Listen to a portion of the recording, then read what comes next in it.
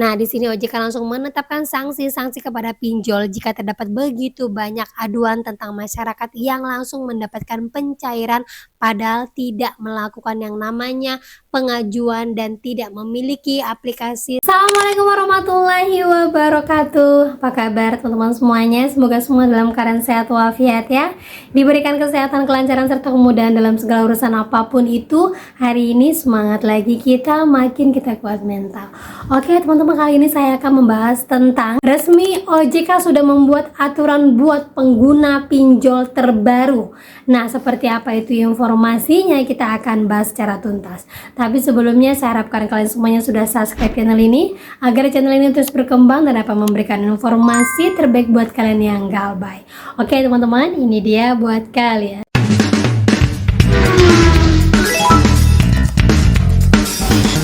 Oke teman, sebelumnya saya mau bahas dulu ya buat yang galbay di Aku Laku Shopee. Update terbaru dari teman-teman lapangan, sekarang Aku Laku sudah mengincar nasabah sampai ke kantor. Nah, seperti ini informasinya, untuk ketiga kalinya didatangin DC Aku Laku ke tempat kerja.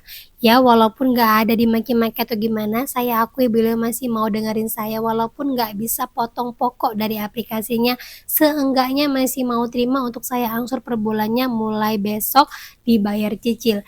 Lega dikit sih, kan ada yang pernah datangin dari Aku Laku nggak? Nah, sebenarnya ini hal lumrah ya, Aku Laku itu datang. Selalu saya sampaikan Aku Laku ada DC lapangan, tapi biasanya DC lapangannya itu datangnya ke rumah.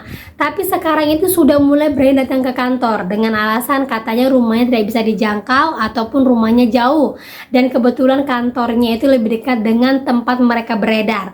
Nah, ini di wilayah Jabodetabek. Buat yang seperti ini ingat, kita selalu minta surat resmi DC-nya menagih karena mulai sekarang lebih banyak DC gadungan yang beredar ketimbang DC-DC aslinya. Dan banyak lagi yang menginformasikan juga bahwa Shopee DC lapangannya sudah mulai rajin lagi. Sebelum-sebelumnya itu mulai melandai. Ya, pelan turun, udah nggak ada DC lapangannya. Jabodetabek sekarang naik lagi DC-nya. OMG, didatangin 2 orang setelah lebih dari 90 hari dan datangnya ke beberapa alamat yang pernah order barang termasuk kos aku.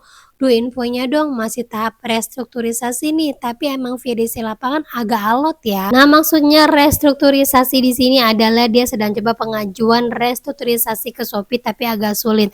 Bahkan telepon ke CS dan Nusantara juga sering ditolak.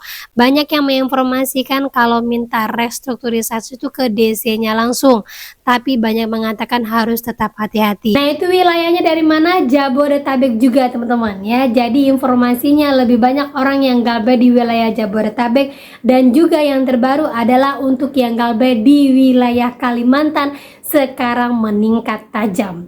Itu ya, jadi buat yang galbay-galbay, kalau seandainya didatangin DC malah lebih bagus. Ingat ya, lebih enak kita didatangin DC ketimbang diteror sana sini. Karena kalau udah didatangin DC, ini lebih kita bisa menjelaskan kondisi, belum bisa bayar pak, kalau nanti bayar bisa nanti lewat aplikasi dan segala macamnya. Dan dia akan menekan kita, tapi ingat kita punya senjata video dan dia nggak akan lama-lama. Beda dengan terorannya yang setiap jam ataupun setiap waktu. Itulah perbedaan DC lapangan dengan DC di kantor ya.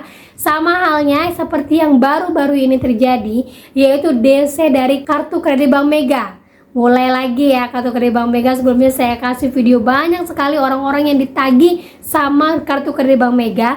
Dan ternyata sekarang Bank Mega ini bukan hanya menagih sama orang yang nggak punya utang, tapi menagih sama semua kondar-kondarnya. Dan ibu tidak sukanya di mana? Saya tanya sama ibu. Karena ini udah kantor saya. Datang di sini kita Sebentar, menagih tidak? gini, Saya sebentar. datang di sini menagih tidak? Saya mau jelasin. Yo, Ya, silakan. Bapak dapat alamat kantor saya dari mana? Itu aja. Dari kemarin udah ada yang telepon nih. Telepon ke kantor saya. Sekarang udah datang ke kantor saya. Padahal suami saya itu nggak pernah sama sekali ngasih alamat saya, ngasih data kantor saya ke pihak Bank Mega.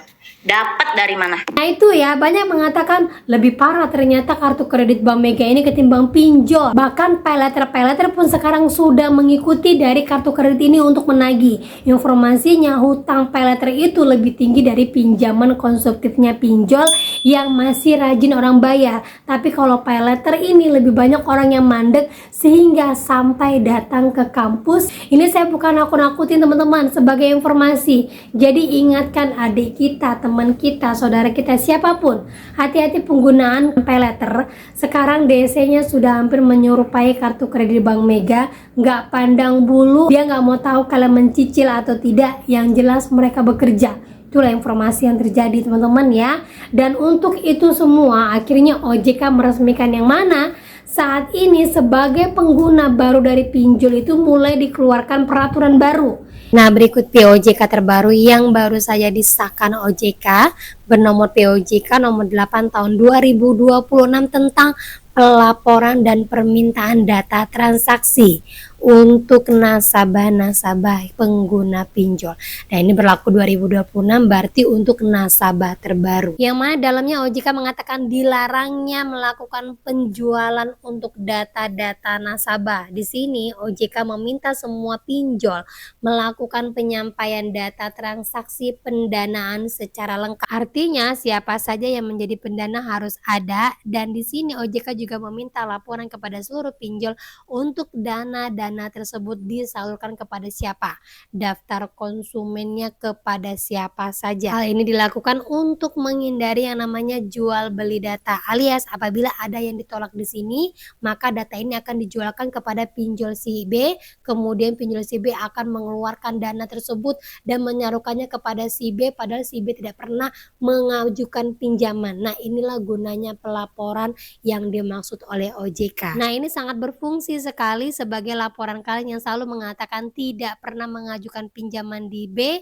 kenapa langsung ditransfer. Dan OJK juga meminta semua pinjol wajib memberikan seluruh data-data para petinggi-petinggi yang menangani tentang pencairan dana termasuk kepada nasabah-nasabah baru. Nah, di sini OJK langsung menetapkan sanksi-sanksi kepada pinjol jika terdapat begitu banyak aduan tentang masyarakat yang langsung mendapatkan pencairan padahal tidak melakukan yang namanya pengajuan dan tidak memiliki aplikasi serta pernah ditolak oleh pinjol ini tetapi dicairkan oleh pinjol yang lain. Nah, nggak main-main sanksi yang diberikan OJK tersebut sebesar 15 miliar itu untuk denda maksimal.